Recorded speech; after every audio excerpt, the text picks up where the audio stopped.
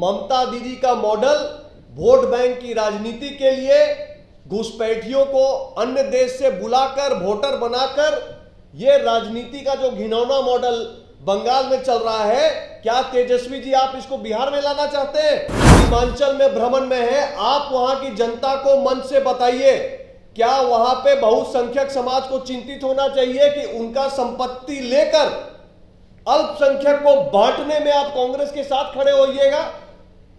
इसका जवाब दीजिए तेजस्वी जी। मित्रों, जो आज हमारा प्रेस वार्ता का विषय है वो है कांग्रेस राजद इंडी अलायंस का असली चेहरा, तुष्टीकरण की घिनौनी राजनीति के एजेंडे वाला चेहरा।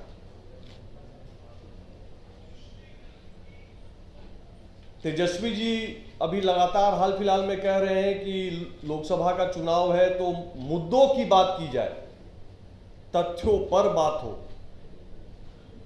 तो आज हम तुष्टीकरण के मुद्दे पे बात करेंगे और तथ्यों के साथ कुछ प्रश्न मैं आपके सामने रखूंगा। सर्वप्रथम मैं एक बैकग्राउंड से स्टार्ट करूंगा, एक पृष्ठभूमि से स्टार्ट करूंगा। उसके उपरांत मैं कुछ प्रश्न आपके माध्यम से इंडी अलायंस के नेता और बिहार में इंडी अलायंस के चेहरे तेजस्वी यादव के समक्ष में रखना चाहूंगा। बैकग्राउंड से शुरू करते हैं मित्रों। अभी कुछ दिनों में काफी चर्चा में आया कि कांग्रेस और इंडी अलायंस का एजेंडा अल्पसंख्यक समाज को लेकर किस प्रकार से है। शुरू करते हैं सर्वप्रथम राहुल गांधी जी से। 5 अप्रैल को कांग्रेस ने घोषणा पत्र जारी की और राहुल गांधी जी के शब्द मैं कोट कर रहा हूं, उन्होंने कहा कि देश का एक्सरे कर देंगे। उनके शब्द हैं, देश का एक्सरे कर देंगे, सर्वेक्षण कराएंगे जाति का, धर्म का और संपत्ति का। 6 अप्रैल को तेलंगाना की एक रैली में राहुल गांधी जी ने आगे कहा कि सर्वेक्षण के बाद जितनी आबादी उतना हक, इस नारे को राहुल गांधी जी ने सामने रखा और स्पष्ट कहा कि वेल्थ सर्वे यानी संपत्ति का सर्वे कराया जाएगा, यह हमारा वादा है। अब उन्होंने यह बात जो रखी उसको कांग्रेस के मैनिफेस्टो से जोड़ते हैं, जिसकी प्रति मैं लेके आया हूं। आप सबने देखा ही होगा, यह कांग्रेस का मैनिफेस्टो है। इस मैनिफेस्टो के पेज नंबर 8 से मैं पढ़ रहा हूं, इसको जरा गौर से सुनेंगे। कांग्रेस अपने मैनिफेस्टो में साफ कहती है, अल्पसंख्यक सशक्तिकरण आवश्यक है। कांग्रेस यह सुनिश्चित करेगी कि अल्पसंख्यक को शिक्षा में, सरकारी नौकरी में और पीएसयू में उचित अवसर प्रदान हो। यह कांग्रेस का मैनिफेस्टो कहता है। अब आगे बढ़िए।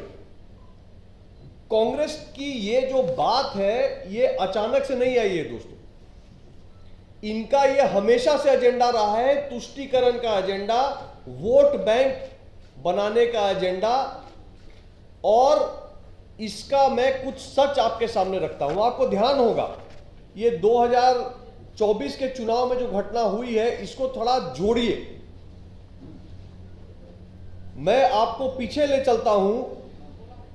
पीएम मनमोहन सिंह ने दिसंबर 2006 में जब 11वीं 5 ईयर प्लान योजना बैठक चल रही थी, 11th 5 ईयर प्लान की योजना बैठक में पूर्व प्रधानमंत्री मनमोहन सिंह जी ने कहा था कि देश की संपत्ति पर, संसाधन पर सर्वप्रथम अधिकार मुसलमान समाज का अल्पसंख्यक समाज का है।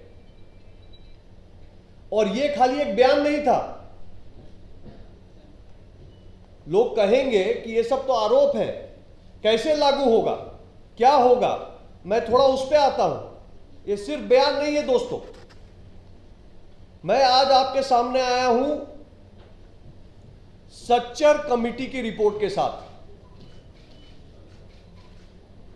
दिसंबर 2006 में प्रधानमंत्री मनमोहन सिंह जी ने कहा कि मुसलमान समाज जो है उसका सर्वप्रथम अल्पसंख्यक समाज का पहला अधिकार है देश की संपत्ति पर। उसके पीछे सच्चर कमेटी की यह रिपोर्ट थी। सच्चर कमेटी की report high level committee Manmohan Singh ji की कांग्रेस की सरकार ने बनाई थी, जिसका रिपोर्ट पार्लियामेंट में 30 नवंबर 2006 में प्रस्तुत हुआ था, जिसमें सच्चर कमेटी में लिखा गया है कि दलितों से बुरी हालत अल्पसंख्यक समाज की है इस देश में। अब आ जाइए रंगनाथ कमीशन के रिपोर्ट पे। ये सारी चीजें 2006 की हैं।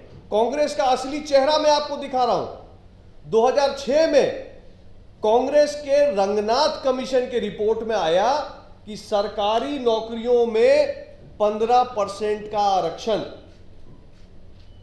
अल्पसंख्यक समाज के लिए विशेष किया जाए। तो मैं पूछना चाह रहा हूं कि क्या कांग्रेस और इंडिया अलायंस ये कह रही है अपने मैनिफेस्टो के द्वारा कि एक ओबीसी समाज के आरक्षण में काट करके अल्पसंख्यक समाज के लिए अलग से आरक्षण का कोटा बनाएगी? क्योंकि सच्चर कमेटी की रिपोर्ट में और रंगनाथ कमीशन की रिपोर्ट में यही लिखा हुआ है कि ओबीसी के आरक्षण के भाग से काटकर अल्पसंख्यक का अलग आरक्षण बनाया जाएगा। एससी समाज, उनको भी मैं चेताना चाहता हूं, जो अपने शेड्यूल कास्ट का समाज है उनको चेताना चाहता हूं। कांग्रेस ने मुसलमानों की भागीदारी, अल्पसंख्यक के नाम पर भागीदारी एससी रिजर्वेशन कोटा में भी देने की बात रंगनाथ कमीशन की रिपोर्ट में साफ साफ लिखी है। सच्चर कमेटी की रिपोर्ट का बाइलाइन, उसका मेन रिकमेंडेशन यह है कि दलितों से बुरी हालात अल्पसंख्यक समाज की है। तो क्या वहां भी आरक्षण जो एससी के लिए हमारे संविधान ने अंबेडकर जी ने दिया है, उसमें भी कांग्रेस छेड़छाड़ करेगी अल्पसंख्यक के लिए? और ये धर्म और संपत्ति का जो सर्वे कराने की बात राहुल गांधी जी कह रहे हैं कि संपत्ति का सर्वे कराएंगे, तो क्या संपत्ति का सर्वे करा के इसको भी जनसंख्या के आधार पर पुनर्बांटने की बात होगी? लोग कई बार भूल जाते हैं। लोग को लगता है कि सब खाली बात है, हो नहीं सकता है। मित्रों, मैं आपके माध्यम से देश को, बिहार की जनता को याद दिलाना चाहता हूं, कंपल्सरी डिपॉजिट स्कीम एक्ट इस देश में 2 बार 1963 में और 1974 में 2 बार कांग्रेस ऐसा एक्ट लेके आई है जिसमें जबरदस्ती सरकारी कर्मचारियों और मेहनत से कमाए हुए पैसे को सरकारी खजाने में डिपॉजिट कराने का एक्ट आया है इस देश में। 18% संपत्ति का और धन का सरकार ने जमा करवाया था 63 में भी और 74 में भी। तो क्या उसी तर्ज पे, उसी तरह की कोई योजना ये पुनः बना रहे हैं? मित्रों, और ये मुद्दा और भी अब गंभीर होता जा रहा है, क्योंकि अगला चरण, लोकसभा चुनाव का दूसरा चरण सीमांचल क्षेत्र का है।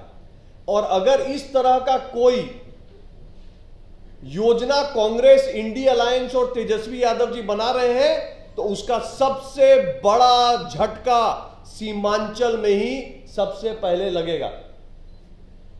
सीमांचल आज बिहार का ऐसा क्षेत्र है जहां बहुसंख्यक समाज अल्पसंख्यक हो चुका है, यह हम सबको पता है।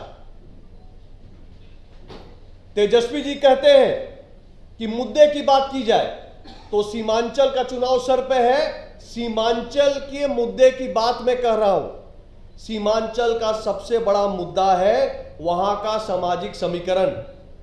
सीमांचल में सबसे बड़ा मुद्दा है वहां का घुसपैठ।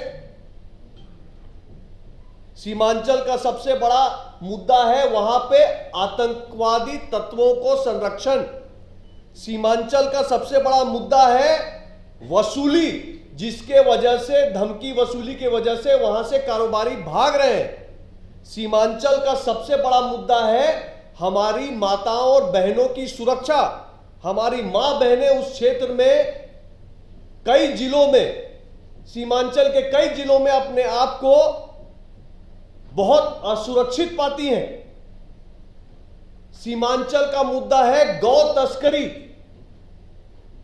तो मैं तेजस्वी जी से, जो कि इंडी अलायंस के चेहरा हैं बिहार में, क्योंकि पहले चरण में कांग्रेसी तो कोई आया ही नहीं बिहार के कैंपेन में, तो तेजस्वी जी ही अगर कैंपेन लीड कर रहे हैं इंडी अलायंस का, तो तेजस्वी जी से मेरे 5 सवाल हैं सीमांचल के मुद्दे पे और इस पृष्ठभूमि के मुद्दे पे।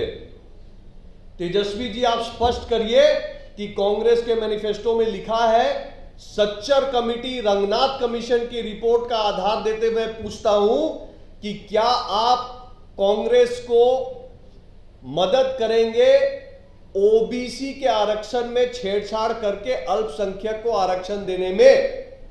पहला सवाल। दूसरा, क्या आप कांग्रेस के मैनिफेस्टो और उनके सोच से सहमत हैं कि अल्पसंख्यक समाज का कोटा शेड्यूल कास्ट में भी होना चाहिए?